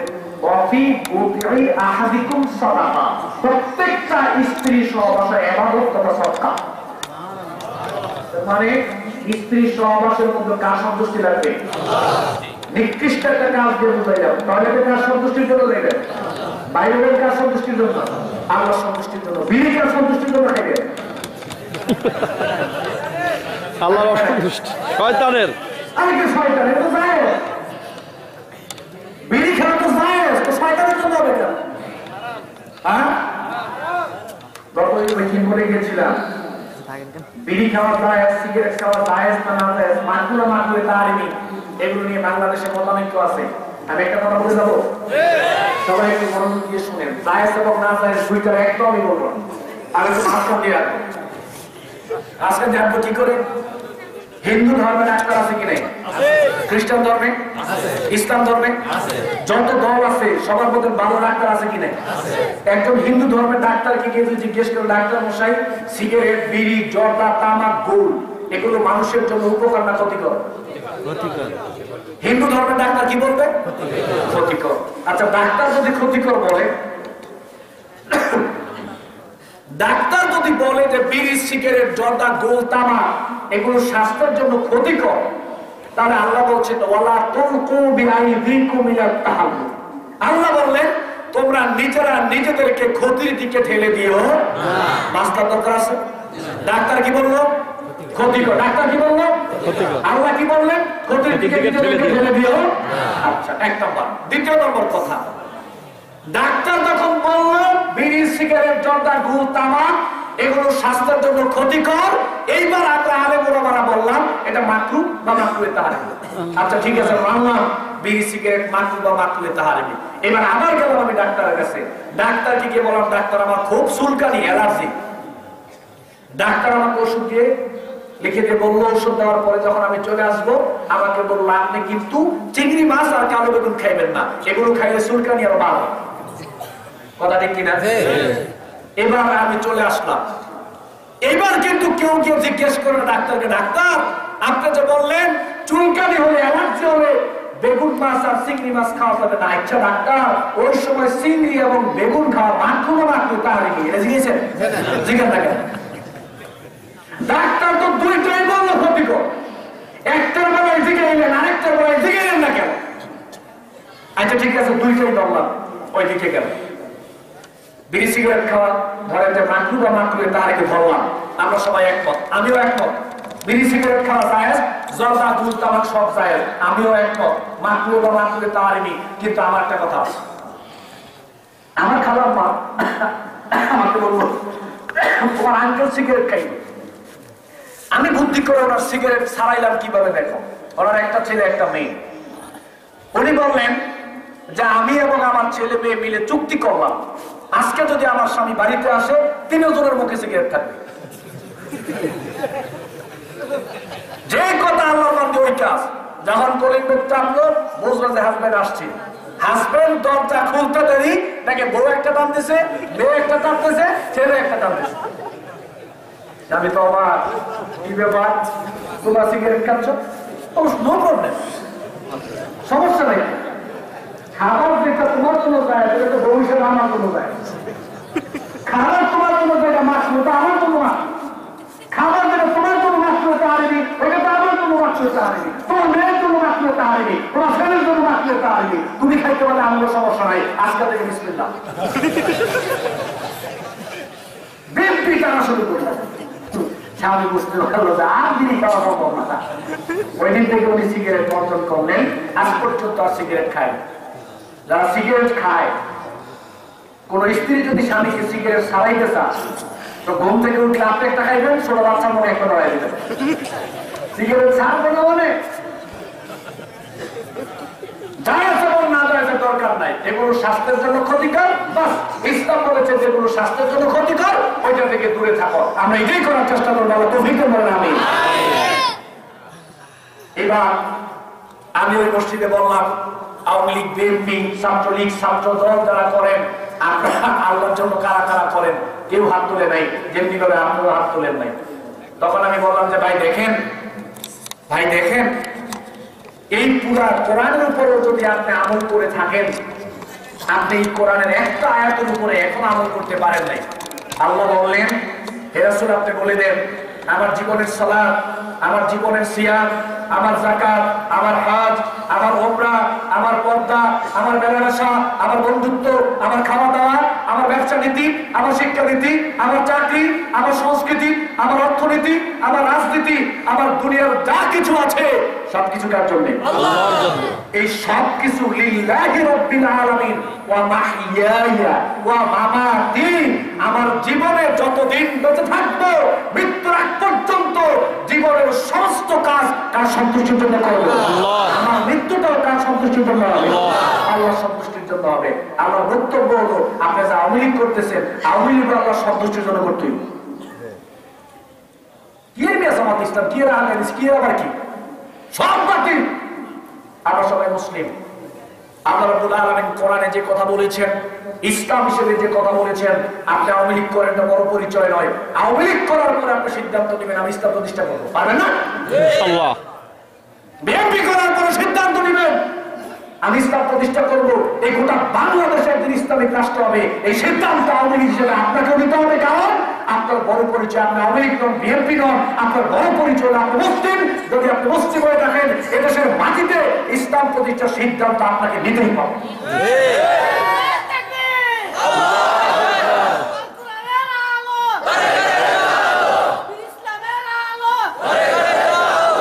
সুতরাং আমাদের পরিচয়, আমরা যে কোনো দল করি সেটা আমার বড় পরিচয় নয়।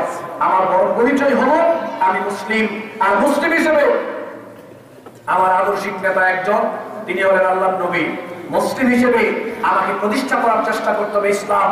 ইসলাম পৃথিবীতে এসেছে সারা পৃথিবীতে রাজত্ব করার জন্য। পুরা পৃথিবী চলবে ইসলামের নিয়ম নীতিতে। পুরা পৃথিবী, আর বাংলাদেশ তো ছোট্ট একটা দেশ। আল্লাহর দুনিয়ায় বাংলাদেশ তো ছোট্ট একটা দেশ। পুরা বাংলাদেশ শুধু ইসলামের আইনে চলবে না, পুরা পৃথিবীর মানুষ আল্লাহর ইসলামের আইনে চলতে পৃথিবীর মানুষ বাধ্য। সুতরাং আসুন আমরা সবাই এই বিষয়গুলো ভালো করে খেয়াল করার চেষ্টা করি। পরবর্তী বক্তা যিনি ওনাকে নিয়ে আসেন, আমার খুব কষ্ট হচ্ছে।